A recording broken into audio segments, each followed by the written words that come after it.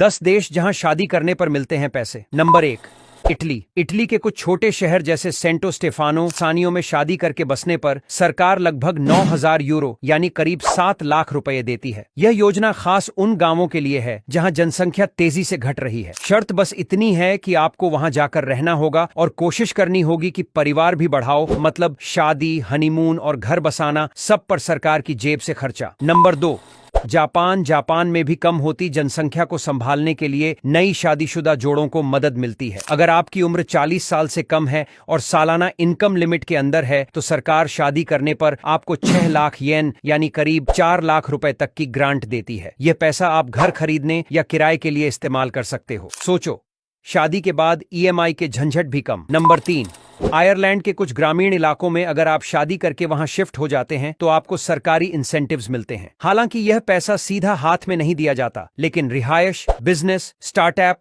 और टैक्स में भारी रियायत दी जाती है। मतलब सस्ती जमीन, आसान घर खरीदना और शादी के बाद फाइनेंशियल मदद, सब कुछ एक पैकेज में। Number 4, south Korea. South Korea में भी खासकर छोटे गांवों में बसने के लिए शादीशुदा कपल्स को हाउसिंग सपोर्ट और आर्थिक सहायता मिलती है। ये इंसेंटिव इसलिए है ताकि युवा जोड़े शहरों से बाहर भी जाकर रहें और गांवों का विकास हो सके। छोटे शहरों और गांवों में फ्री घर, कम ब्याज पर लोन और स्टार्टअप सपोर्ट भी मिलता है। Number 5, Greece. ग्रीस के कुछ होटल और गांव में शादी करके सेटल होने पर 50,000 तक महीना मिल सकता है। यह पैसा वहां की लोकल अथॉरिटी देती है ताकि आबादी बनी रहे। तो सोचिए, समंदर किनारे जिंदगी और साथ में हर महीने जेब खर्च फ्री में। Number 6, Canada. कनाडा के कुछ छोटे प्रांतों और शहरों में अगर आप शादी करके वहां बसते हैं तो सरकार आपको फाइनेंशियल ग्रांट, टैक्स छूट और लो इंटरेस्ट होम लोन ऑफर करती है। यह खास तौर पर उन इलाकों के लिए है जहां जनसंख्या तेजी से घट रही है। नंबर 7,